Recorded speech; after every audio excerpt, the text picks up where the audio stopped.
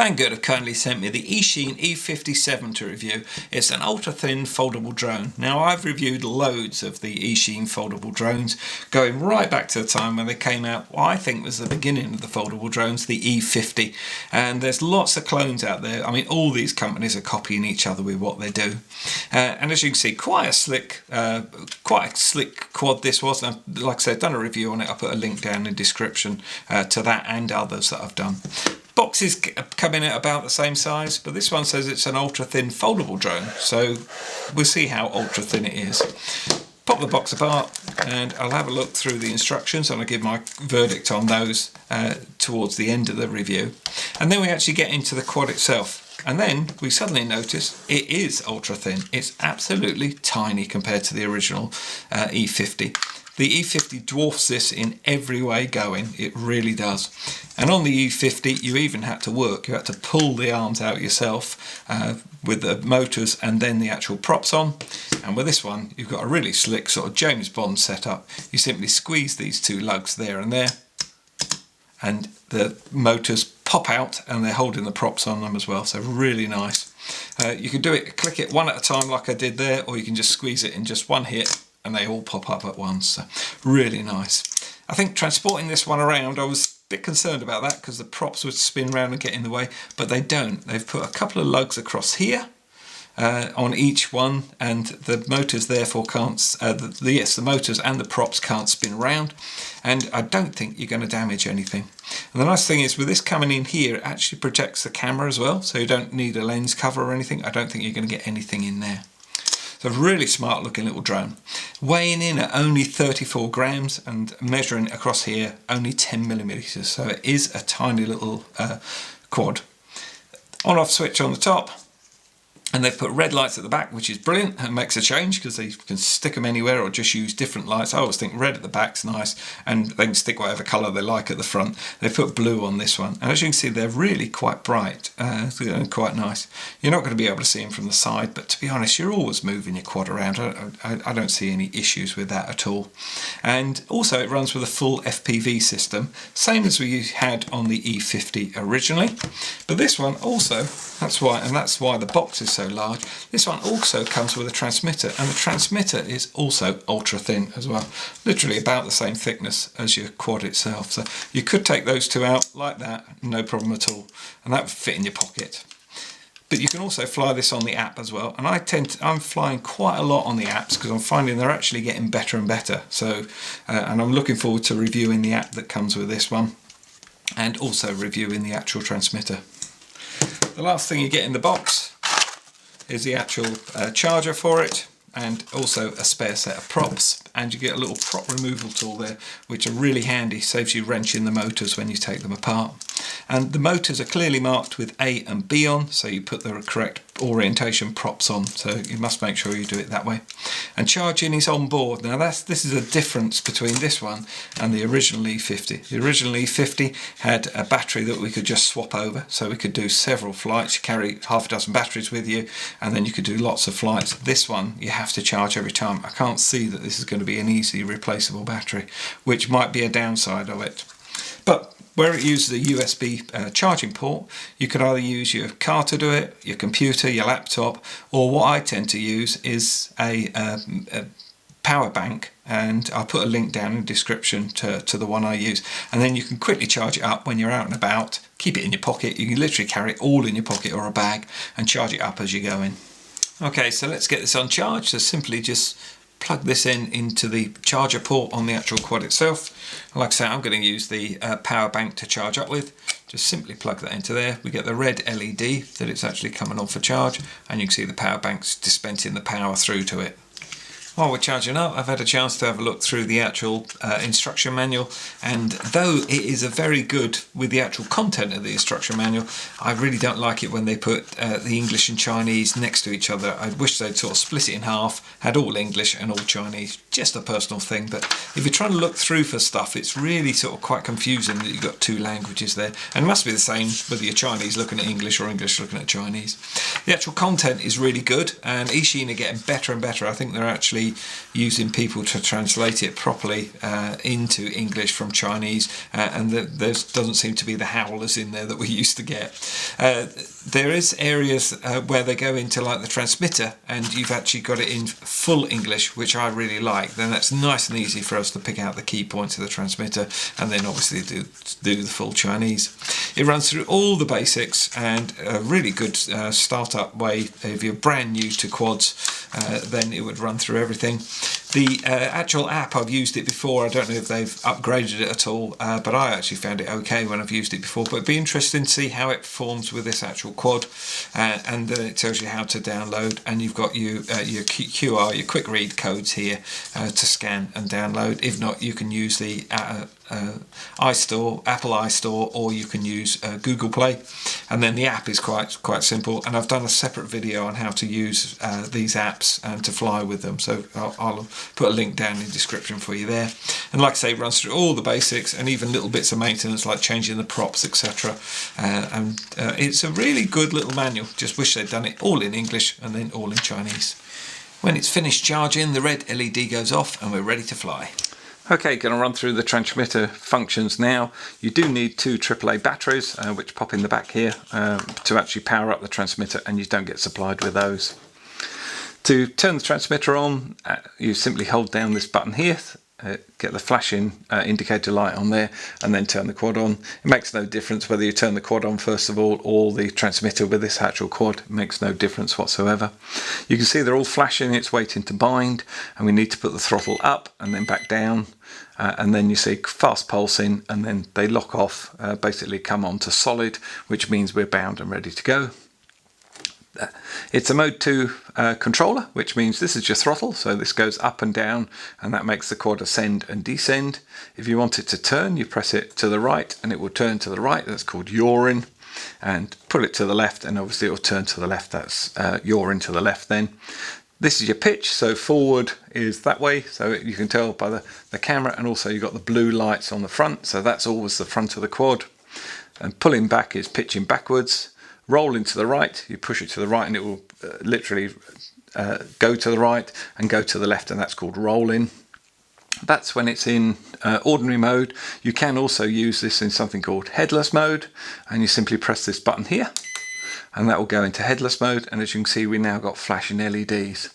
Because we bound it up with the quad facing that way, if we did, the quad facing this way and basically the transmitter facing this way, that way is always forward, so this one always goes forward. Doesn't matter what angle the quad's at, that will still go forward when we push it forward, or right is always that way, back's always this way. So it's a totally different way of flying than if you're flying, I would call normal flight, where you're in the cockpit view, I would say. So to cancel the headless mode, simply press that one again.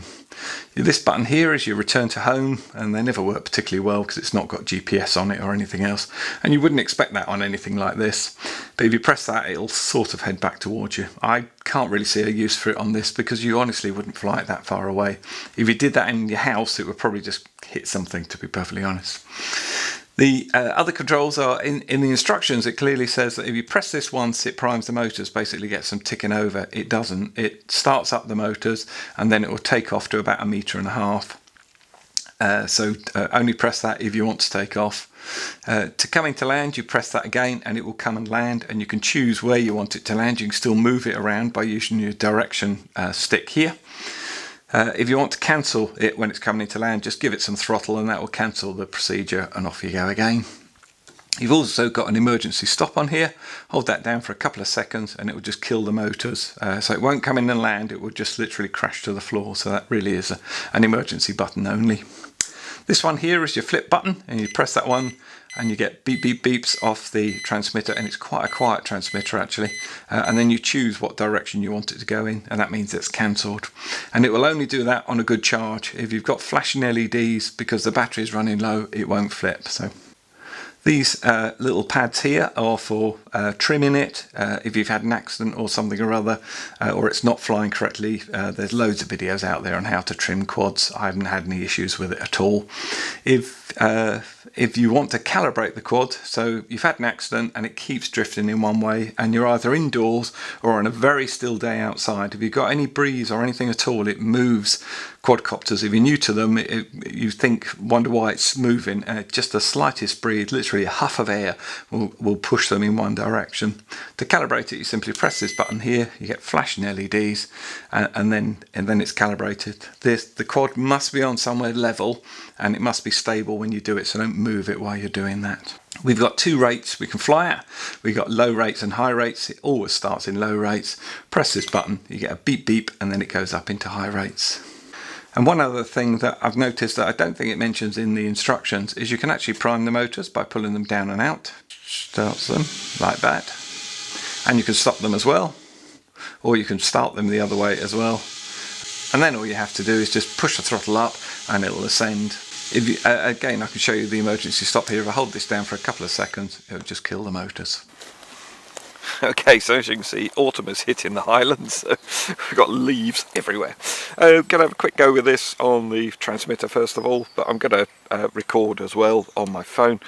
This is where it becomes a bit awkward because you can't really hold this and do the operations or anything. I can't see how you're going to do that. So you either fly it with this and just keep your phone in your pocket recording, or you will have to just fly on the app.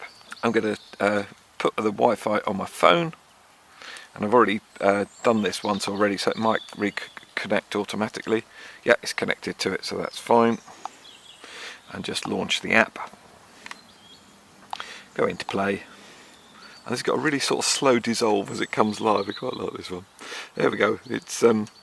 I mean, it is what it is. It's not a bad little app by any means, but there is a little bit of delay in it, which you'd expect. I mean, this is just for lining up a shot basically, and for just recording. So with that in mind, I'm going to press the record button, and then on here it shows that we're actually recording. So I'm just going to now put my phone down.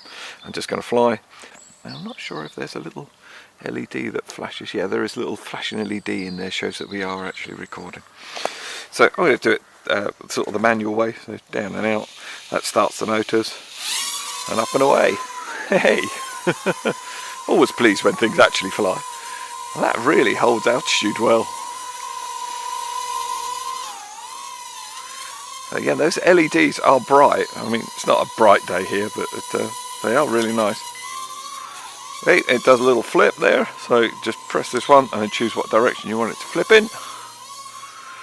And obviously, if I had the phone here, I could be checking that I'm lining myself up in the shot, but I've been flying long enough to sort of realise that I'm pretty sure we were lined up there.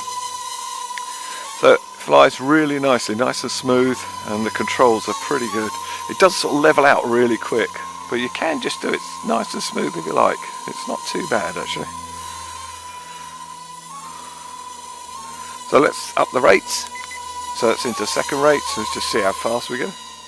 Yeah, it's not bad. I mean, for what it is, it's pretty good, I think.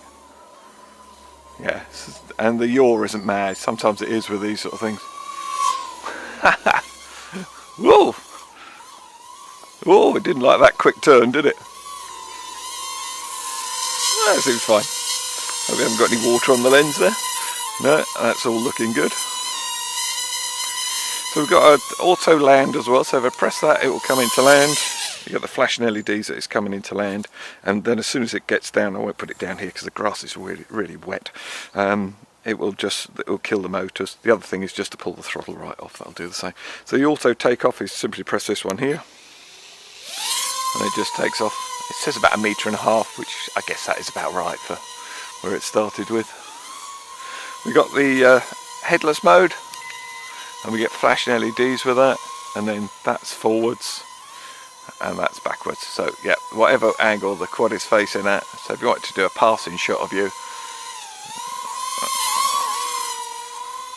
there we go. So if you wanted to do this, I don't know, I've never ever used headless mode, but basically if I press that forward, it's actually going to its side, but because that's always front now. No matter what orientation the quad's in, that's always going forwards, and that's always coming backwards. And if you're doing video, I'd probably suggest you'd use the low rates, because you get a smoother effect with it. Yeah, there we go. So nice and smooth. So I'm going to take the headless off, and we've still got flashing LEDs. Which oh yeah, we have. So the battery's basically running low, warning us to come in and land. I'm going to run it out, see how much longer we get with it, and I don't know how long that's been going, because you get the flashing LEDs when you're actually on headless mode as well. You'll try to return to home, and it goes off in that direction. So basically it will just come back this way no matter where you put it.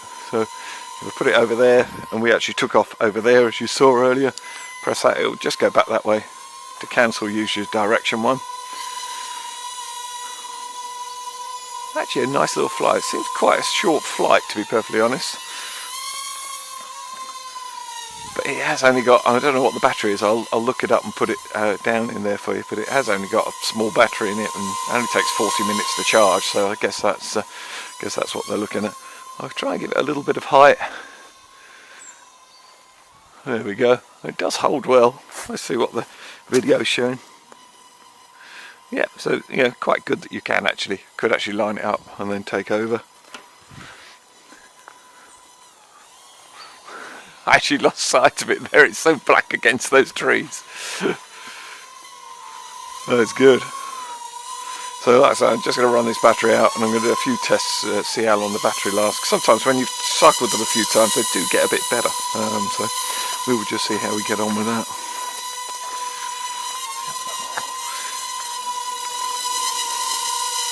That's pretty good. I bet it won't flip when the battery's low. No, it won't do it. It does the beeping on here, and the beeping very quiet on the actual transmitter. You actually have a job to hear it. And the quads, I wouldn't say it was noisy, but it's certainly got a presence with its sound, sort of thing. Wait, there we go. So, and that's absolutely dead. So the battery will be down low. I'm pretty sure you won't damage it. I've done this loads of times on reviews and never actually damaged one, but it is a good idea to bring it in as soon as you start getting the flashing LEDs. But I think we got a longer flight after the flashing LEDs than we did before. Recharge the battery, and I'm just going to actually fly it on the app this time.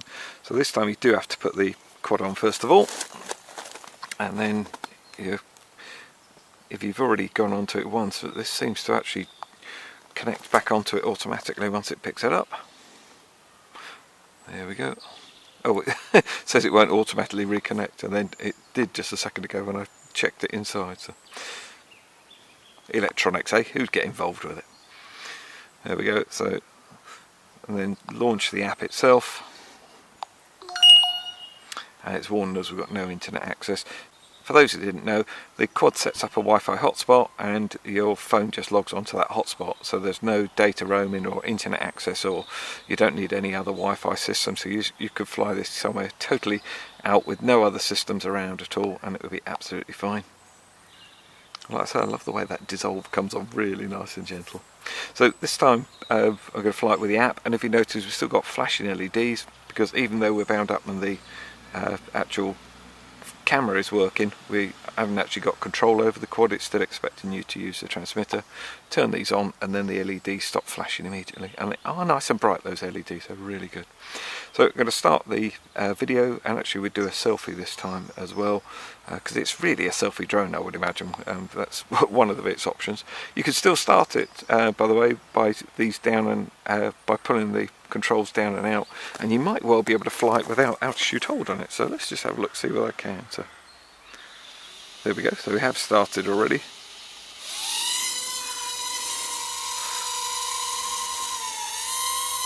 No, we've still got altitude. Oh no, we haven't. No, we have. We can turn altitude hold off, so that's rather good. Yeah, we can. Oh, that's good. If you've got altitude hold on, you simply press that one. Whoops, and keep an eye on where you're flying as well. So we can use the FPV now, so I can actually see it. So I could line myself up for a selfie if I wanted to. I'm sure you're not going to want me to, but we'll do it. I got criticised before that it's a selfie drone. I didn't selfie me. There we go. So there we go. So I'm going to stop the video for a second and just take a still, and the breeze will just catch this, and there's the tiniest bit of breeze, but it will affect it. Okay, start the video again. And it works pretty well actually. That's in 30% and that's really low and docile, and that's sort of what you'd expect. Pop it up into 60%. That's a bit better. Like I say, these apps are getting better. I'm getting quite happy flying on them now. You watch me louse this up. Yeah, nice. Let's try in 100% then. I think we're getting better performance out of this than we did before. Whoa, yeah, the yaw's quite nice. A little bit rapid there. Let's just try that. Whoa, there we go. Yeah, it's a little bit strong on the yaw at 100%, to be honest. It is usable, but we got flashing LED. We do get flashing LEDs really early on, so it probably won't flip now. It does flip on the app. I did have a quick play with it, and it does flip on the app. That's fine. So I'm going to fly it on the gyro now. So basically, we just press this one, and then with this app, you have to hold it in the middle of this control here, and then we got control with our gyro on our phone. So, and at 100%, it's a little bit aggressive, I would say. You've still got the yaw and everything on here.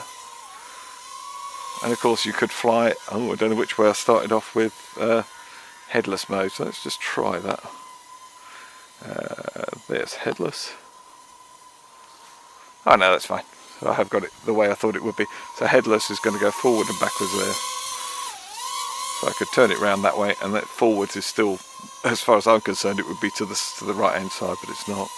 Nice thing about this gyro is it doesn't work unless you press the button there, so you can't suddenly launch it off. I've done it before where I look down and then or tilt the phone that way, and of course the quad comes batting back towards you. So there we go. Yeah, so the gyro does work. I think I've tried the Eachine one before and never read the instructions properly. But then I am male, so you know, and the family think it's hilarious that I read actually instructions for flying quads, but I wouldn't read it for anything else in the house. Of course not. Why would you? And it seems to work pretty well actually. I mean, range, I think it's about 30 metres, something like that. I don't really have an issue with it. Hey, actually, I'm quite getting used to this 100% thing. It's quite nice. And all it does is drop out of the sky. I did a quick test inside with turning off the transmitter, and it would just drop. And it drops very slowly. That's over 30 metres there, way over 30 metres. And I can still see those LEDs working well. That's nice, yeah, no problem at all. So if you turn your phone off, or that you turn the transmitter off, if you're flying on the transmitter, it will just stop. And as you can see, it's holding pretty well actually. There is the delay on the FPV.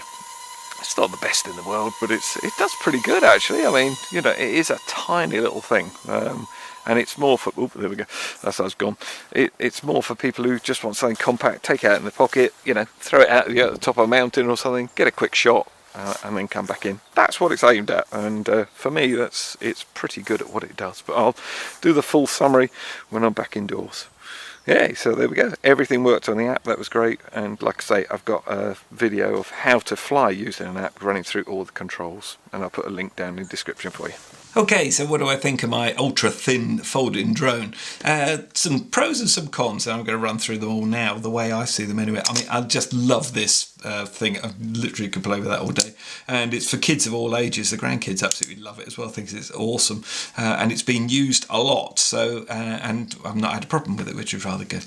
Right, going to run through everything that I feel about it. I was quite surprised. I was thinking of taking it out with me when we just went out for a walk. And the nice thing is, I hadn't noticed it before, it's got little rubber feet here. They're supposed to be landing feet, I would imagine. You can put that, I can put that on my phone, so it's on the screen, doesn't scratch the screen. And then my case just flapped over it, and it literally only made my phone 10mm thicker, so it really wasn't noticeable in my pocket. Then I could carry it around with me, which was absolutely brilliant. And then you could just pop it up, do a little bit of a selfie, have a little bit of a flight and a play, no problem at all on the app. I thought the app worked really well, and it actually flies really nice. At 100% it's pretty nippy, which was good, and at 30% would be good for filming, so nice and slow and smooth. Same with the transmitter, having the 2 speeds. For video, I'd keep it on the low, and for just buzzing around and having a play at flying, I would stick it up in the high rates. The transmitter itself, I thought these paddles weren't as good as the SEMA ones that I've used before, but they're pretty good. They work okay.